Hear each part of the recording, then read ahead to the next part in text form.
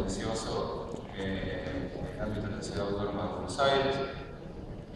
Pero antes de ingresar a ese territorio, que es bastante técnico a veces, me gustaría un poco poner énfasis en algunas cuestiones que tienen que ver con lo que es una reforma a un sistema judicial o un sistema jurídico. Porque yo no creo que el sistema jurídico sea aséptico, o sea, simplemente un conjunto de normas.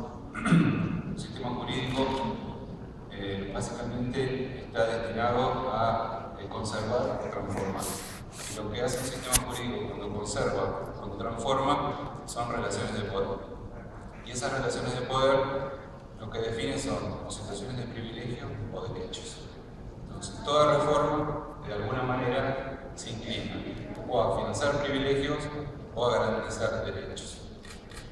Esto, por lo tanto, implica que cualquier operador jurídico que trabaja en el ámbito del campo legislativo y de la reforma no puede asumir un rol ingenuo o cómplice, sino que tiene que dar cuenta de qué lugar se sitúa para proponer una reforma. Si no, digamos, entramos en lo que es simplemente el tecnicismo. También es importante conocer el lugar de donde venimos para situarnos, comprender el pasado para poder interpretar el presente y para poder anhelar una clase de futuro diferente. Por eso es importante, cuando vamos a hacer una reforma, establecer cuál ha sido el itinerario y la genealogía de las normas que han precedido y que se quieren reformar o se quieren modificar. Y básicamente todo lo que tiene que ver con el derecho administrativo está muy teñido incluso del derecho constitucional. Y ustedes saben que los orígenes de nuestro derecho constitucional ha sido no la consagración de los derechos, sino la consagración de los privilegios. Básicamente voy a dar un ejemplo de esto que es fácilmente constatable. Para eso voy a plagiar a la doctora Mora, pero yo no lo voy a dejar porque es mi señora. Y voy a señalar básicamente, por ejemplo, cómo nace la responsabilidad del Estado en 1853-1860.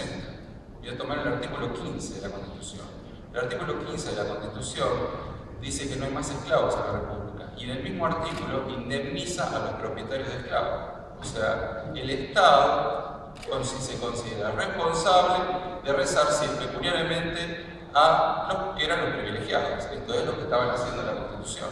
Esa es simplemente una pequeña contradicción genealógica, aparte de la cual está montado todo el aparato deóntico de esa Constitución, y ese itinerario, en definitiva, que precisamente aloja privilegios, como cualquier sistema jurídico que aloja privilegios, demanda tensiones y provoca conflictos. Y esos conflictos se solucionan de dos formas, o por revolución o por reforma. Nosotros, en este siglo XXI, solucionamos estos conflictos por reforma. Y esta reforma tal vez trate de dar cuenta de esos conflictos que todavía alojan nuestra Constitución, aunque digamos también que la Constitución Nacional, a partir de 1957, pero sobre todo a partir de 1924, tiene una puesta en valor y una escala totalmente diferente de lo que era la Constitución original. Por eso no hay que hacer una lectura ingenua de lo que puede ser una reforma.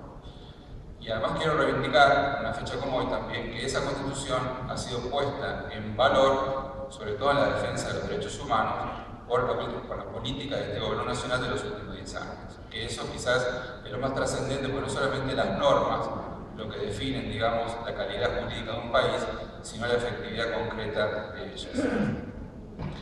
Y poner en valor la Constitución merece también detenerse en qué significa, por lo tanto, el sentido de nuestro edificio deóntico, hacia dónde apunta. Porque esto va a tener que ver también con aspectos del derecho administrativo y del derecho procesal administrativo. Nuestra Constitución y todo nuestro sistema jurídico hoy en día, desde el punto de vista del vértice más eminente, apunta a la defensa del ser. Esto es muy importante porque nuestro derecho ha dejado de ser transpersonalista. Ha dejado de ser simplemente la defensa de la propiedad, sino que se ocupa de lo existente que son los seres. Y cuando hablo de seres, no hablo solamente de seres humanos también, sino del mundo biofísico, sin el cual no es posible que existamos los seres humanos. Esta es el atalaya axiológico del derecho argentino, sobre el cual debe guiarse cualquier reforma del derecho administrativo. Bajada esta línea, digamos, al ámbito del derecho administrativo, es muy importante tener en cuenta un concepto muy caro para los administrativistas, que es el concepto de interés público, que es una maleta conceptual retórica, muchas veces un significante vacío que se usa como cajón desastre. Hoy en día, el interés público es igual a derechos humanos. ¿Y qué son los derechos humanos? Son la puesta en valor de las posibilidades de dignidad y de una biografía planificada por seres autónomos. Esto es muy importante porque un derecho que se desacople de esto es un derecho en definitiva que es inválido, que no está cumpliendo con las pautas de orientación axiológica. El interés público hoy en día, por lo tanto, es una guía para cualquier modificación del sistema contencioso administrativo. No lo digo yo, sino lo dicen, por ejemplo, el principio de Siracusa, que interpretan el Pacto Internacional de Derechos Civiles y Políticos. Establecidas estas premisas, desde las cuales hay que abordar una reforma, que es importante tener en cuenta para no caer en complicidades con impunidad y suprimir los privilegios. Incluso a veces es muy difícil de construir un privilegio, porque a veces es ostensible, ¿no? Por ejemplo, en un contrato precario, un contrato fraudulento, un contrato basura, vemos rápidamente que hay una situación de privilegio y hay una situación que es lo que produce el privilegio paralelamente, que es una posición de vulnerabilidad o de explotación. En otras veces, el privilegio no surge tan claro porque está mediado entre la situación de vulnerabilidad o de desventaja y el privilegio por una cadena o un discurso retórico que lo aleja y lo maquilla. Que es, por ejemplo, para dar un caso concreto del privilegio, el hecho de que los jueces no pagan impuestos a la ganancia. Precisamente una política de Estado que transforma privilegios en derechos es una política que merece ser tenida en cuenta. Y esto es muy importante en materia de contencioso administrativo, porque ocurre lo siguiente. Cuando las políticas públicas son de inclusividad y de consagración de derechos, lo que va a ocurrir en el contencioso administrativo, a raíz de la actividad regulatoria del Estado sobre el mercado, sobre los grupos económicos, va a ser que la litigiosidad va a venir del lado de los grupos económicos al contencioso.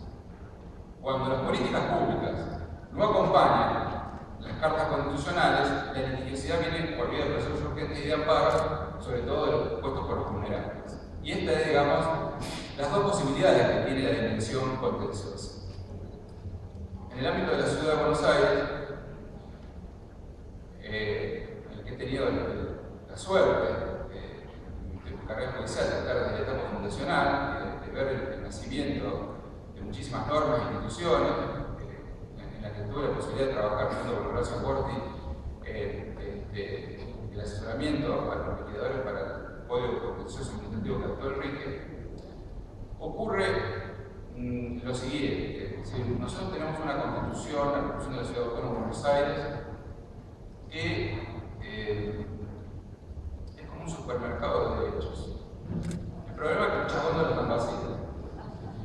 Entonces, esto genera, lo que yo les decía, que es la litigiosidad, sobre todo en materia de derechos sociales, para satisfacer esas góndolas que las políticas públicas no satisfacen por ineficiencia, por inequidad, por impericia, etc. Pero para dar casos concretos, en materia de vivienda, en materia de educación, en materia de salud, la litigiosidad es alta, sobre todo en materia de vivienda, que es una situación grave, estructural y crítica. Y precisamente los jueces contenciosos somos permanentemente demandados y exigidos a satisfacer esos derechos que precisamente como Estado miembro del Estado federal y en virtud de lo que dice el artículo 28 de la Convención Americana de Derechos Humanos, tenemos que hacerlo para no comprometer la responsabilidad internacional del Estado. ¿Qué observo yo en materia contencioso que digamos, puede servir o puede ser útil a una reforma a nivel federal? ¿Qué cosas ponderables he visto? Bueno, en principio nosotros tenemos un código contencioso que ha sido exitoso en la definición de la competencia contencioso administrativo. Es decir, no he observado fisuras acá, siempre por supuesto hay una cuestión de competencia competencia, pero en general la definición de la competencia como está legislada es muy precisa, es muy clara, en general no deja lugar a dudas, y el Código Contencioso se ha inclinado por lo que se denomina competencia, criterio subjetivo, ¿no? Siempre con la definición de lo que es autoridad administrativa y también función administrativa. El segundo aspecto también interesante que ofrece el Código Contencioso de la Ciudad es la regulación de las ejecuciones contra el Estado, sobre todo en condenas de dar sumas de dinero, dado que tiene dos vertientes, una para, digamos, que son algunas cuestiones que serían de índole alimentaria y otras cuestiones que tienen que ver con montos mayores que no presentan esta situación, en donde hay lo que se denomina insinuación presupuestaria y pago diferido, por lo tanto una gestión racional de los recursos del Estado para atender las condenas que ocurren. Después también una situación muy interesante, algo de eso se mencionó muy bien en el panel anterior por el doctor Puyes, es que nosotros tenemos una ley de amparo que está en relación de capilaridad con el Código Contencioso, del cual toma de manera supletoria muchas normas, y esa ley de amparo contempla la posibilidad, para no eludir la tutela, de que si la vía, en definitiva, tiene la complejidad que desborda la materia del amparo, y no presenta, digamos, las notas, las características de urgencia, o estas pueden ser solventadas tal vez con una medida cautelar, después estamos autorizados en las facultades para reorganizar la vía judicial hacia un proceso de conocimiento. Lo que falta, que creo que también debe ser tenido en cuenta en el ámbito de una reforma federal, es la existencia de un proceso colectivo. Esto es fundamental porque gran parte de la litigiosidad que puede derivarse hacia lo contencioso tiene que ver con el ámbito de los procesos colectivos, la cual el proceso ordinario o el proceso urgente de amparo no pueden dar cuenta y se presentan fenómenos absolutamente diferentes. Coincido en que el concepto de caso, definido como una situación de conflicto intersubjetivo con relevancia jurídica que puede ser dirimido por los tribunales, ha ensanchado su territorio.